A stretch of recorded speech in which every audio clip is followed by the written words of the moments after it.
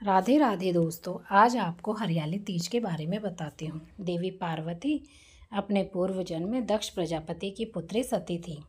उस समय दक्ष प्रजापति के विरोध और इच्छा के विरुद्ध जाकर देवी सती ने महादेव से विवाह किया। दक्ष प्रजापति भगवान विष्णु से देवी सती का विवाह करवाना चाहते थे, लेकिन देवी सती भगवान शिव को अपना पति मान चुकी थी।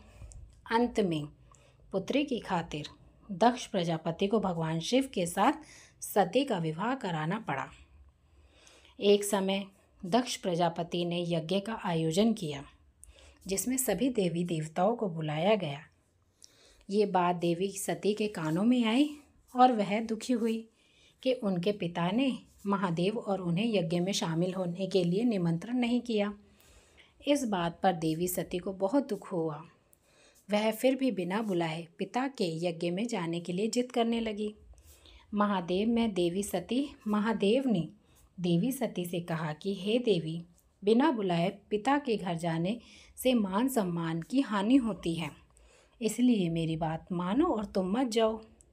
लेकिन देवी सती अपनी जिद में शिव की बात को मानने को तैयार नहीं हुई और भगवान शिव से कहने लगी, आप भले न जाएं, लेकिन मैं अपने पिता के यज्ञ में जरूर जाऊंगी।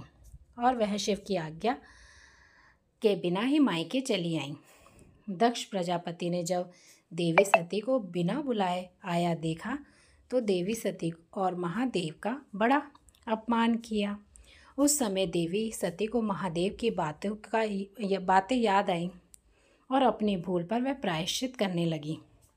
सती ने कहा कि महादेव के मना करने पर भी मैं यहाँ आई और मेरे कारण मेरे पति का अपमान हुआ है। अब मैं किस मुंह को लेकर भगवान शिव के समक्ष जाऊंगी। दुखी और क्रोधित हुई। जब सती ने उसी समय अपने पिता का जो यज्ञ चल रहा था उसी कुंड में कूद गई और सती हो गई। देवी सती के अग्निकुंड में जब उन्होंने अपना शरीर को त्यागा, यह सूचना जैसे ही भगवान शिव को मिली तो उन्होंने अपना रौद्र रूप धारण कर लिया। वीरभद्र को प्रकट किया, जिसने दक्ष प्रजापति का यज्ञ नष्ट कर दिया। इसके बाद शिवजी जी घोर साधना में लीन हो गए। उधर देवी सती को भगवान शिव की आज्ञा का उल्लंघन करने का दंड भी मिला। उनको कई जन्म लेने पड़े। इस तरह देवी सती के 108 जन्म हुए। 107 जन्मों तक वह भगवान शिव को पुनः पति के रूप में पाने के लिए तपस्या करती रहीं। 108वें जन्म में देवी सती का हिमालय की पुत्री पार्वती के रूप में जन्म हुआ।